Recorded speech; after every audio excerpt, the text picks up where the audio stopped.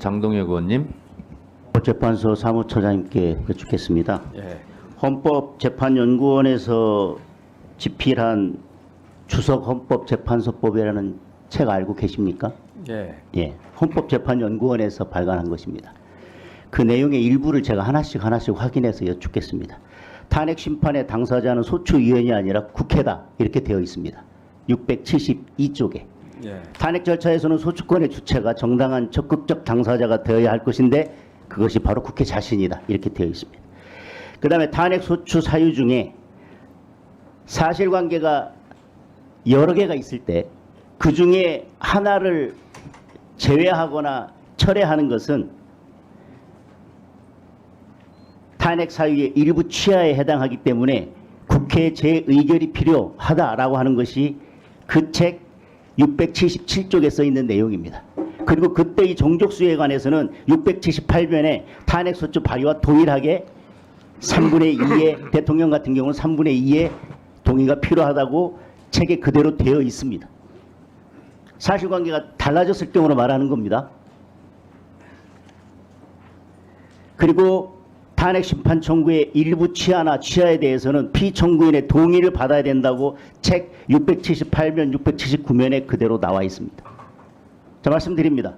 탄핵 심판의 당사자는 국회입니다. 그래서 탄핵 소추 사유의 일부를 취하하는 경우에는 재의결이 필요하고 동일하게 탄핵 소추와 동일한 정족수가 필요하고 그리고 그 경우에도 피청구인의 동의를 받아야 됩니다. 탄핵은요, 공무원이 헌법이나 법률에 위배하도록 되어 있습니다. 대부분 법률 위반은 형법이나 그런 범죄 행위에 해당하는 경우에 보통 탄핵이 이루어집니다.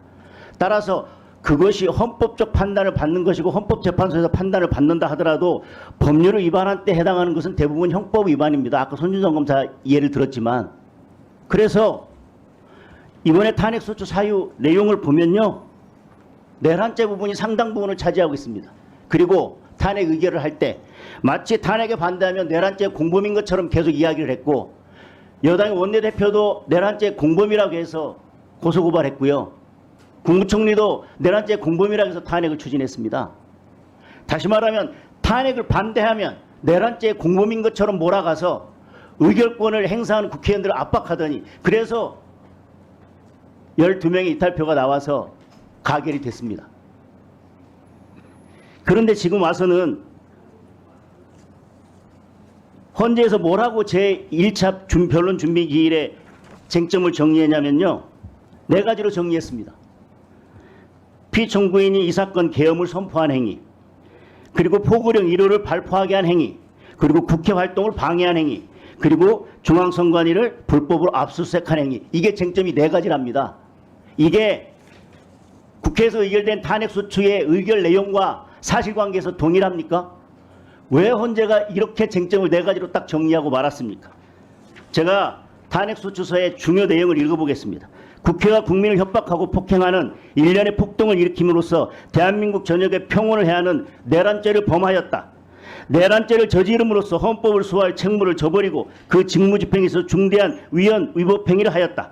피소추자는 내란죄, 직권남용 권리행사 방해죄, 특수공무집행 방해죄 등 범죄 행위를 통하여 헌법 질서의 본질적 내용을 훼손하고 침해한 것이다.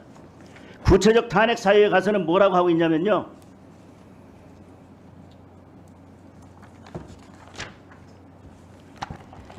피소추자의 위와 같은 행위는 형법의 내란죄, 직권남용 권리행사죄, 특수공무집행 방해죄 등 국민의 생명 및 안전, 국가의 존립과 기능, 국민 주권주의, 민주주의와 법치주의를 침해하는 중대한 범죄 행위에 해당한다. 이렇게 되어 있습니다. 그리고 위헌 위법 하더라도 다 탄핵 사유가 되는 것이 아니라 중대한 위헌 위법 사유가 있어야 되기 때문에 그 중대성에 대해서 뭐라고 표현했냐면, 내란죄는 형법상 가장 중대한 범죄이며 이러한 이유로 대통령의 불소추 특권이 배제되는 것이다. 피소추자는 내란죄의 우두머리이며 내란죄의 법정형은 사형, 무기징역 또는 무기금고이다. 피소추자의 내란행위, 비상계엄 선포권의 남용은 국가의 존립을 위태롭게 한 헌법과 법률의 중대한 위반으로 그의 파면을 정당한다. 이렇게 되어 있습니다. 탄핵 사유, 구체적인 탄핵 사유, 헌법, 법률 위반의 중대성 모두 다 내란죄의 우두머리이기 때문에 지금 그렇게 됐다고 했고, 내란죄라고 하면 그 형법의 구성 요건에 뭐라고 되어 있습니까?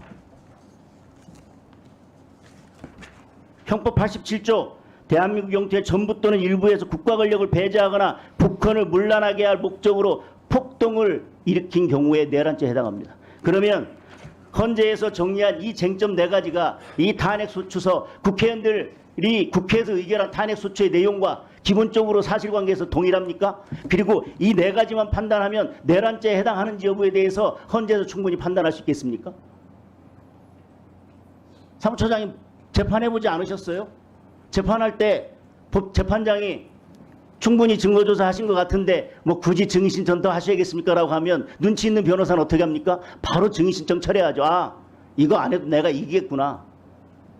법관은 이미 증거가 충분하다고 승소할 수 있다고 나한테 지금 사인을 주는구나.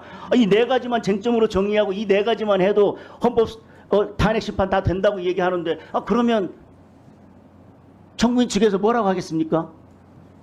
그렇게 쟁점 4가지 정리해 주신 것은 우리는 그렇게 말씀하신 거로 우리는 이해하고 있고, 그렇다면 내란죄 여부가 성립하는지 여부는 우리는 사실상 철회하는 겁니다 라고 답변할 수밖에 없지 않겠어요?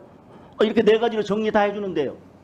이게 어떻게 탄핵소추 사유에, 탄핵소추 의결서에 탄핵 사유와 동일성이 인정된다는 말씀입니다. 우리가 내란죄를 범했다고 하는 것이 탄핵 사유라면 내란죄에 해당하는지 여부에 대해서는 판단을 하라는 겁니다. 그것이 사형에 해당하는지 무기징역에 해당하는지는 그것은 형사법원에 가서 하고요. 탄핵소추 의결서에 다 나와 있는 내용들입니다. 그 내용을 다 빼고 지금 이 4가지만 심리하겠다고 헌재에서 쟁점 정리해 줬어요. 이게 공정한 심판이 되겠습니까?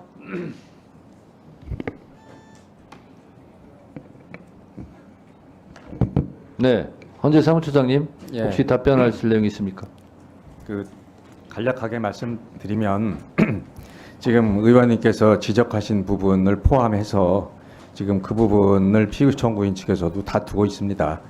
그래서 그 부분에 대한 이제 그 당부 여부에 대해서는 심리 중에 있고요. 그 부분에 대해서 재판부에서 판단하실 걸로 알고 있습니다. 예, 이상입니다.